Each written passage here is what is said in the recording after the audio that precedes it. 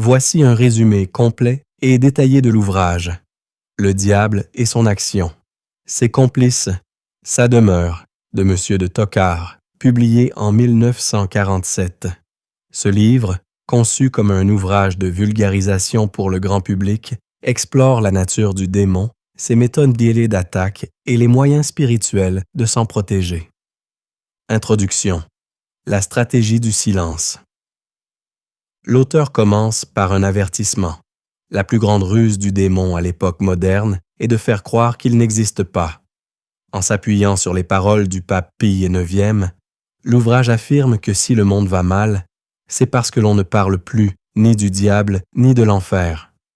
Le livre se veut donc un rappel nécessaire de ces réalités spirituelles pour aider les chrétiens dans leur combat quotidien. L'origine du mal.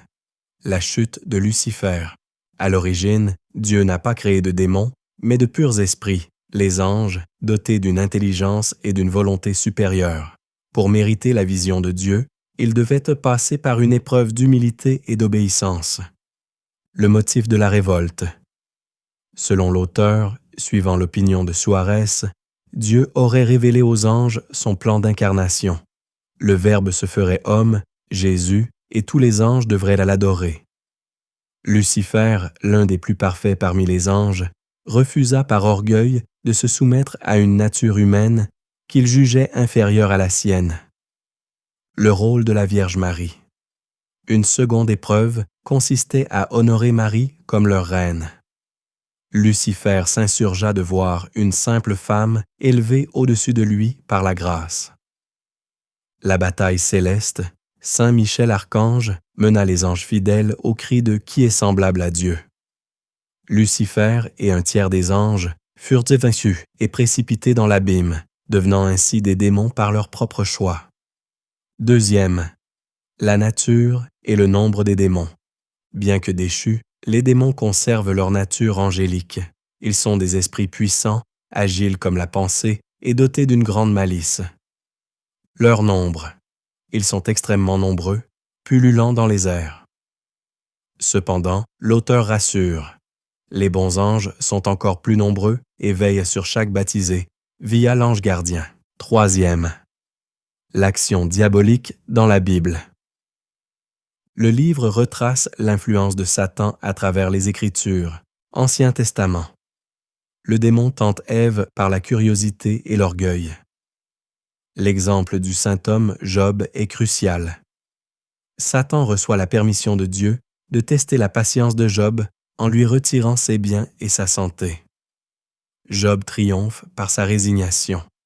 Dieu m'a donné, Dieu m'a ôté, que son saint nom soit béni. Nouveau Testament. Le Christ combat directement les démons, les chassant des possédés. Saint Pierre et saint Paul mettent en garde contre le lion rugissant qui cherche sa proie. L'auteur mentionne aussi la chute de Simon le magicien qui tentait de rivaliser avec les apôtres par des prodiges diaboliques. Le message central, Satan existe, agit et a une influence réelle, mais sa puissance est limitée par Dieu. Quatrième, le diable et les saints, vexation et obsession. Le démon s'acharne particulièrement contre les saints car ils sont les paratonnerres spirituels du monde. Le curé d'Ars. Il était harcelé par le grappin, son nom pour Satan, qui faisait des bruits de bête fauve ou secouait son lit pour l'empêcher de dormir et de sauver des âmes au confessionnal. Saint Jean Bosco. Il racontait que voir le démon est si terrifiant que l'on peut en perdre la raison. Sainte Thérèse de l'Enfant Jésus. Enfant, elle vit en rêve des démons terrifiés par son innocence, montrant que la grâce fait trembler l'enfer. Saint Philippe Néri. Pour convertir un incrédule, il lui demanda de méditer chaque nuit entouré de cierges sur la réalité de l'enfer, ce qui amena sa conversion. Le point commun. Les saints triomphent toujours par la croix, la prière et l'humilité. Possession et exorcisme. Monsieur de Tocquard distingue 3 formes de l'action démoniaque. 1. La tentation. Le démon agit sur l'imagination, les sens, les impulsions du cœur. Il ne peut pas forcer la volonté, mais il peut la solliciter fortement. Deuxième, l'obsession. Influence plus directe, pouvant provoquer peur, obsession, phénomène extraordinaire, nuisance physique ou psychologique. Troisième, la possession. Cas exceptionnel où un démon agit à travers le corps d'une personne en utilisant sa voix et ses gestes, mais sans jamais pouvoir posséder l'âme. L'auteur rappelle que seule l'Église, par ses évêques, peut discerner et autoriser les exorcismes. Le cas de Nicole Aubray, 1566. Une célèbre possédée dont l'exorcisme public devant le Saint-Sacrement terrifia les foules.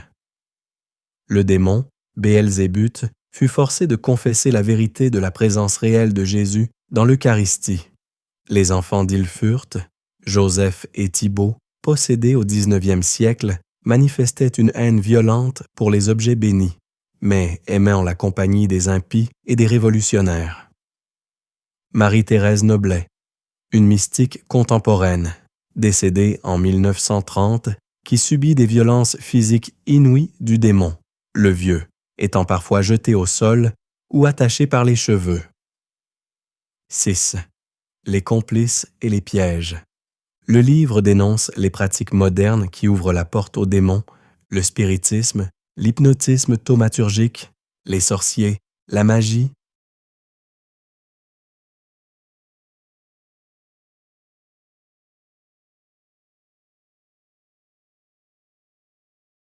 les guérisseurs non chrétiens, les consultations occultes. L'auteur affirme que ces pratiques ouvrent des portes réelles aux démons et mettent les âmes en danger. La franc-maçonnerie, présentée comme l'allié terrestre du démon, travaillant à nier l'existence du péché et de l'enfer et promouvant un humanisme sans Dieu. 7. L'enfer, la demeure du diable. L'ouvrage insiste sur la réalité physique et éternelle de l'enfer. Jésus lui-même en a parlé 11 fois dans l'Évangile.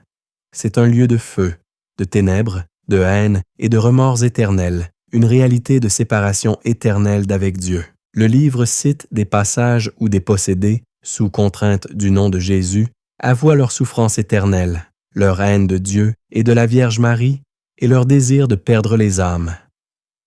Parler de l'enfer n'est pas pour effrayer inutilement, mais pour susciter une saine crainte qui mène à la conversion et à l'évitement du péché.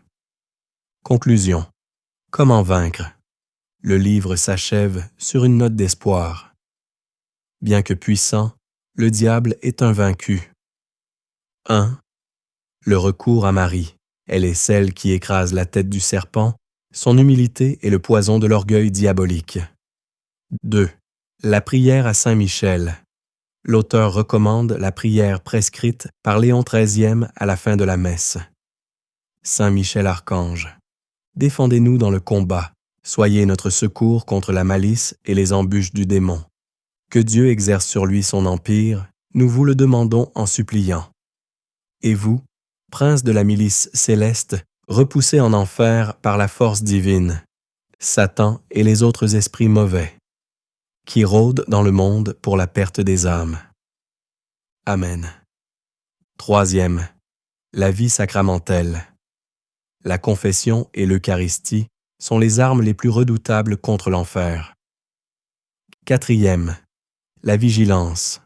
Soyez sobres et veillez, car le combat dure jusqu'à la fin des temps. Évitez les mauvais livres et les mauvaises compagnies.